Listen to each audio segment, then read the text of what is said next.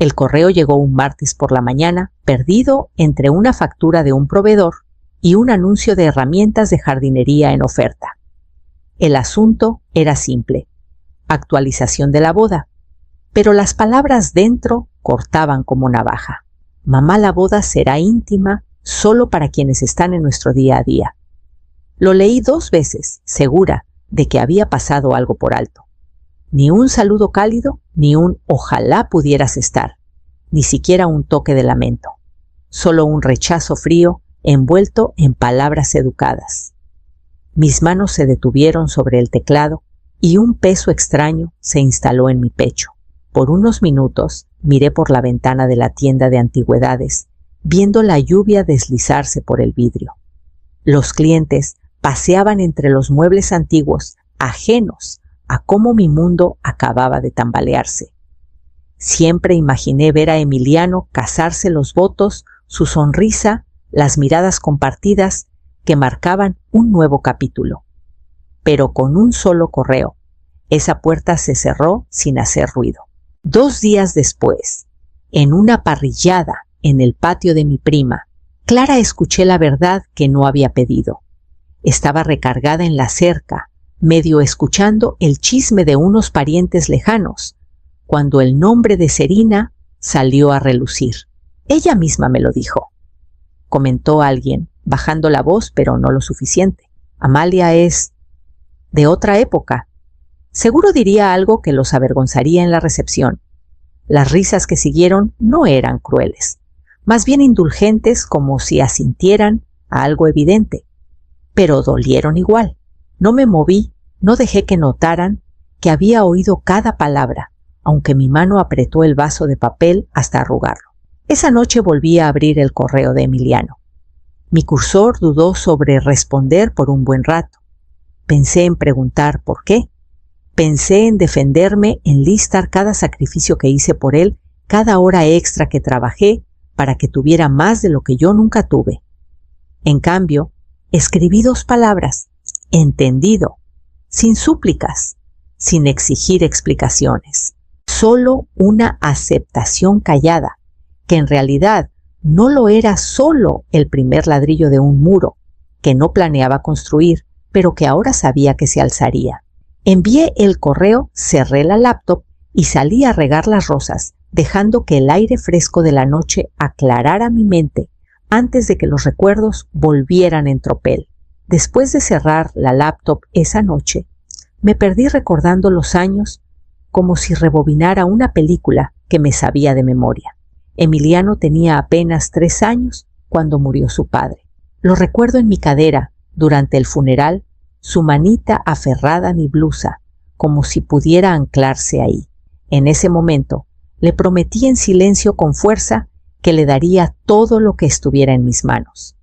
Cuando cumplió 12, las colegiaturas del colegio privado empezaron a apilarse más alto que mi cuenta bancaria. Fue entonces cuando saqué el collar de zafiro de su caja, el de mi abuela, una de las pocas piezas familiares con valor sentimental y monetario. Entré a la joyería, con la cabeza en alto, lo vendí sin que me temblara la voz, y pagué el semestre completo al día siguiente. Emiliano nunca supo lo que me costó en más de un sentido.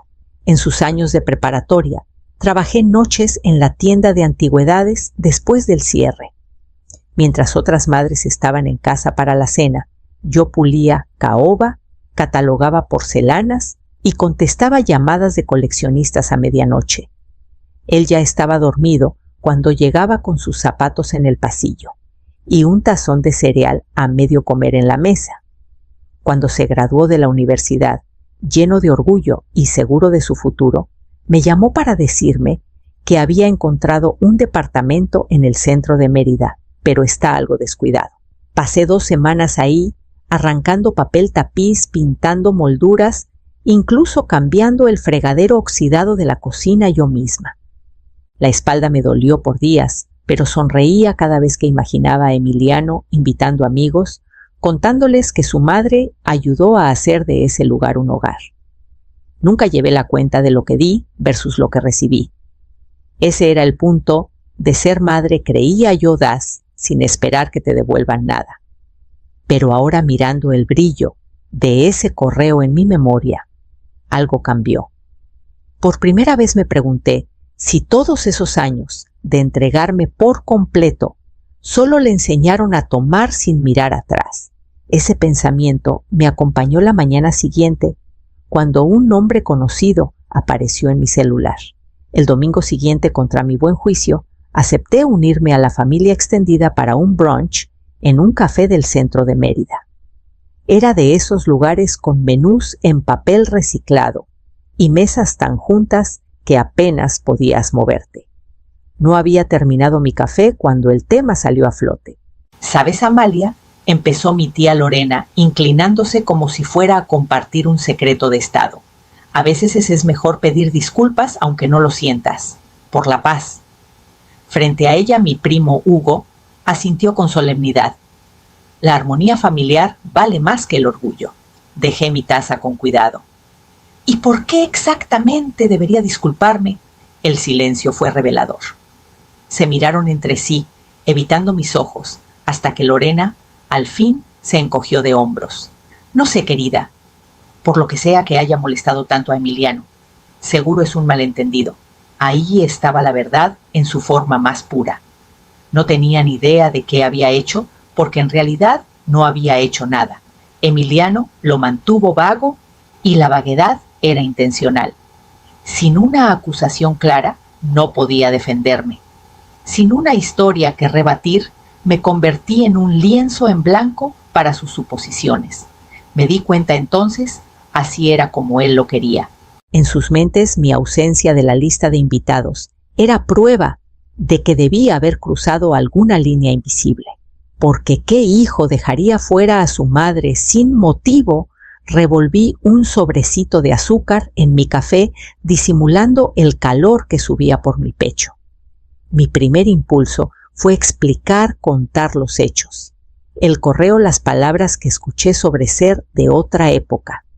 Pero me detuve. Si no estaban dispuestos a preguntarle a Emiliano los detalles, no buscaban la verdad. Buscaban un villano conveniente.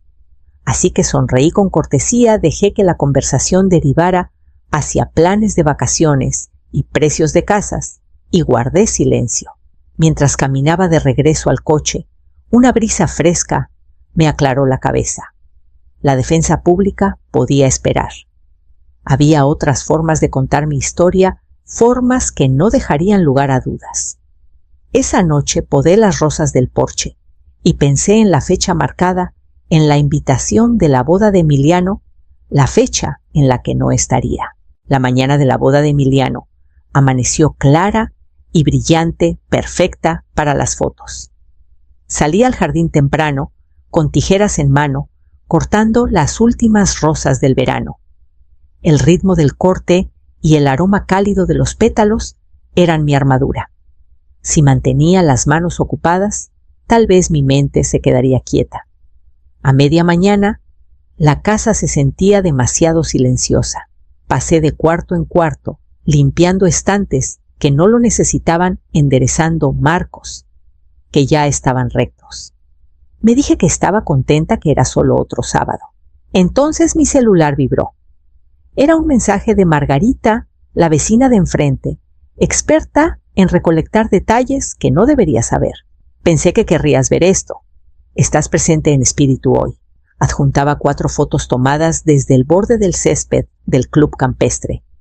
Emiliano estaba en el centro, con el traje impecable, el cabello perfecto. Serena lucía radiante en encaje. Debí haber cerrado la galería tras la primera imagen, pero mis ojos se fijaron en la tercera. En el ojal de Emiliano, brillando bajo la luz, estaba el reloj de bolsillo antiguo de mi difunto esposo, el mismo que guardaba en una caja forrada de terciopelo en mi cuarto, el mismo que nunca le di. Se me cortó el aliento y las tijeras cayeron al césped. Imaginé el cajón entreabierto, la tapa de la caja levantada sin mi permiso. Un robo no por necesidad, sino por un sentido de derecho, la suposición silenciosa de que ya era suyo. Las rosas en mi mano de pronto pesaron. Ese reloj, Había sobrevivido una guerra mundial, 2 generaciones y décadas de cuidado. Ahora era solo un accesorio prendido en un traje para una boda a la que no fui bienvenida. Dejé las flores en la mesa de la cocina y me senté con un peso en el pecho, que ya no era solo dolor. En ese momento supe que no se trataba de una boda. Era un patrón, y los patrones se pueden romper. La semana siguiente, llamé al señor Vargas y pedí una cita. La oficina del señor Vargas olía ligeramente a cuero y papel viejo, un aroma que siempre me resultó reconfortante. Levantó la vista de su escritorio cuando entré con la misma expresión serena que había tenido en cada asunto legal que le llevé a lo largo de los años. «Amalia», dijo con calidez, «¿qué te trae hoy?». Me senté frente a él y crucé las manos. «Necesito actualizar mi testamento, por completo». Arqueó una ceja, pero tomó un bolígrafo. «Está bien, vamos con los cambios». Hablé despacio, cada palabra medida. Emiliano queda fuera como beneficiario, totalmente. El bolígrafo se detuvo a medio apunte, pero el señor Vargas no me cuestionó. «Y en su lugar, la casa para Camila», dije. «Ella siempre ha estado aquí cuando las tuberías se rompen o el jardín necesita atención. La tienda de antigüedades y la colección de arte para Jonás, que ha manejado el piso mejor que yo en los últimos 2 años. ¿Y el resto?». Me recargué en la silla, sintiendo cómo la decisión se asentaba en mis huesos. Un fondo para la Fundación de Artes local, la que restauró el teatro comunitario el verano pasado. El bolígrafo de Vargas rasgó el papel su rostro neutral. Cuando terminó, levantó la vista. «¿Quieres que esto sea confidencial?». Negué con la cabeza. «No, quiero hacer un anuncio, mientras aún estoy aquí para decirlo yo misma. Así no habrá sorpresas después, ni chance de que alguien tergiverse mis razones cuando no pueda hablar». Asintió con aprobación. «Tendré los documentos listos para que los revises a finales de la semana». Al salir de su oficina, el aire afuera se sentía más fresco, más claro, como si el peso que llevaba se hubiera aligerado lo suficiente para dejarme respirar hondo. No había terminado, no aún, pero por primera vez en meses tenía un plan que era completamente mío. El siguiente paso sería decidir cuándo y cómo dar la noticia. Pasaron casi 3 meses desde mi reunión con el señor Vargas, cuando apareció la siguiente grieta en la fachada. Estaba en la mesa de la cocina de Clara, tomando té de manzanilla, mientras ella cortaba fresas para un pie cuando lo soltó como si hablara del clima. «Por cierto», dijo, «vi ese juego de té de plata que le diste a Emiliano hace años, el de los grabados de enredaderas en la casa de empeño de la calle Juárez». Bajé mi taza despacio. «¿Estás segura de que era el mismo?». Clara asintió sin levantar la vista de su tabla de cortar. «Segurísima». Reconocí el pequeño golpe en la azucarera de cuando se le cayó en su fiesta de graduación. Mordió un trozo de fresa y añadió: «El empeñador dijo que lo vendió hace unas semanas». El juego de té era de mi madre antes que mío, y se lo di a Emiliano cuando compró su primer departamento. Lo envolví con cuidado, escribí una nota sobre cómo era parte de la historia familiar, algo para conservar, no para gastar. Pensé que no solo le daba plata pulida, sino raíces. Ahora lo imaginaba entrando a esa tienda, deslizándolo por el mostrador y tomando el dinero sin titubear. Sin una llamada, sin una explicación, solo una transacción. La verdad se asentó pesada en mi pecho. Cada regalo que le di, cada reliquia, cada sacrificio se había reducido en su mente a un precio en pesos. No veía sentimiento ni memoria, solo valor de reventa. No lo mencioné de nuevo con Clara. Le agradecí el té, la abracé en la puerta y manejé a casa con las ventanas abajo, dejando que el viento frío me mantuviera alerta. Para cuando estacioné frente a la casa, el dolor en mi pecho se había enfriado en algo mucho más firme. Mi decisión de reescribir el testamento no solo estaba justificada, era necesaria. Solo faltaba elegir el momento para que Emiliano viera exactamente lo que eso significaba. Todo empezó con unas llamadas, luego un goteo de visitas inesperadas. Se había filtrado, aunque solo le conté al señor Vargas, que planeaba un almuerzo familiar con anuncios importantes. Para el fin de semana, primos lejanos que no veía en años entraban a la tienda de antigüedades todos sonrisas y un repentino interés en mi salud. «Amalia, qué bien te ves», gorjeó Marisol, una prima lejana, que una vez dijo que mi jardín era muy pasado de moda. Tomó una figurita de porcelana del exhibidor, dándole vueltas como si ya calculara su valor. Luego estaba Vicente, que hizo un gran show, preguntando por el negocio, mientras sus ojos se desviaban al gabinete cerrado con mis piezas más raras. «Solo pasando a saludar», dijo con una sonrisa demasiado amplia para ser sincera. Entre esas visitas hubo las silenciosas personas como Camila, que solo vino a traerme un tupper con su sopa casera, y Jonás, que preguntó si necesitaba ayuda con los escalones de la entrada de la tienda. No se detuvieron. En los rumores no preguntaron detalles. Fui la anfitriona amable con todos. Serví café, pregunté por sus hijos, hasta dejé que Marisol hablara de su último crucero. Pero detrás de mi sonrisa cortés observaba. Vi como algunos miraban la tienda como si hicieran un inventario. Escuché las frases cuidadosas, el calor fingido en sus voces. Cuando el último visitante se fue el viernes por la noche, tenía un registro mental no de bienes, sino de intenciones. Había quienes me querían a mí y quienes querían lo que podría dejar. Cerré la tienda, barrí el piso y me quedé un momento en el silencio, dejando que la verdad se asentara. El almuerzo haría más que anunciar algo. Desnudaría cualquier ilusión que quedara. Esa noche fijé la fecha, envié las invitaciones y la marqué en mi calendario de cocina con tinta roja. El salón olía ligeramente a limón y azucenas frescas, la mesa puesta con sándwiches, panecillos y tazas de porcelana que eran de mi abuela. Elegí el lugar a propósito cálido para sentir hospitalidad formal, para exigir atención. A mediodía el cuarto estaba lleno. Camila y Jonás se sentaron al frente platicando quedo. Marisol se colocó junto al servicio de té, mientras Vicente rondaba la chimenea, fingiendo estudiar el reloj.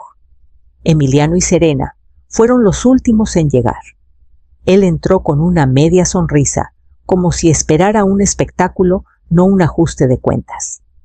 Los ojos de Serena recorrieron el cuarto ya midiéndolo.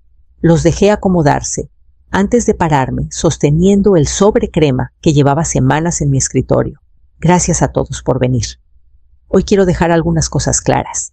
El cuarto se sumió en un silencio atento. Desdoblé el documento y comencé a leer. La lista fue metódica. La casa para Camila, la tienda de antigüedades y la colección de arte para Jonás, reliquias, específicas para amigos y primos lejanos que habían mostrado bondad a lo largo de los años. El nombre de Emiliano nunca salió de mis labios. No lo miré mientras continuaba mi voz firme, las palabras medidas. Finalmente llegué al párrafo final. El resto de mi patrimonio formará un fondo para la Fundación de Artes local. Mi vida de trabajo irá a quienes me valoraron en vida. Hubo un silencio pesado, como el que sigue al último eco de una campana. Solo entonces levanté la vista hacia Emiliano. Su sonrisa había desaparecido, reemplazada por una línea tensa en su rostro. Las mejillas de Serena se encendieron de rojo. Cerré el sobre y lo puse en la mesa. Esto no es un ensayo, es definitivo. Quise asegurarme de que no hubiera sorpresas después ni nadie preguntándose por qué. El chirrido de la silla de Emiliano contra el piso rompió el silencio. No dijo nada, solo se levantó abruptamente y caminó hacia la puerta. Serena lo siguió sus tacones, sonando fuertes contra la madera. Los demás se quedaron moviéndose incómodos en sus asientos mientras yo alcanzaba la tetera. La puerta apenas se cerró tras Emiliano y Serena cuando empezaron los murmullos. Marisol se inclinó hacia Vicente los labios, apenas moviéndose, pero sus ojos brillando de entusiasmo. Algunos primos evitaron mirarme, fijándose en sus tazas, como si el vapor les ofreciera una salida. Entonces Clara carraspeó. «Para que conste», dijo cortando los murmullos, «Amalia tiene razón, la ha tenido desde hace tiempo. Algunos solo no tuvimos el valor de decirlo». El cambio en el cuarto fue palpable, miradas sorprendidas, hombros que se tensaron. La sonrisa de Marisol titubeó y Vicente desvió la mirada. Le di a Clara un pequeño asentimiento, agradecida por su franqueza. Para la noche, el almuerzo privado se había vuelto un espectáculo público. Mi celular se llenó de notificaciones, capturas de publicaciones de Emiliano en redes sociales llamándome fría, implacable y cruel. Serena añadió su toque diciendo que corté a mi único hijo sin razón. Silencié las notificaciones antes de caer en la tentación de responder. Las palabras en una pantalla no cambiarían la opinión de nadie y echarle leña al fuego solo les daría más combustible. Pero a la mañana siguiente empezó una ola diferente. Mensajes privados y discretos llegaron a mi bandeja una prima lejana que apenas conocía, agradeciéndome por mostrar que los límites importan. Una vieja amiga de mi madre escribiendo que nunca estuvo más orgullosa de conocerme. Hasta Jonás mandó un texto simple pero sincero.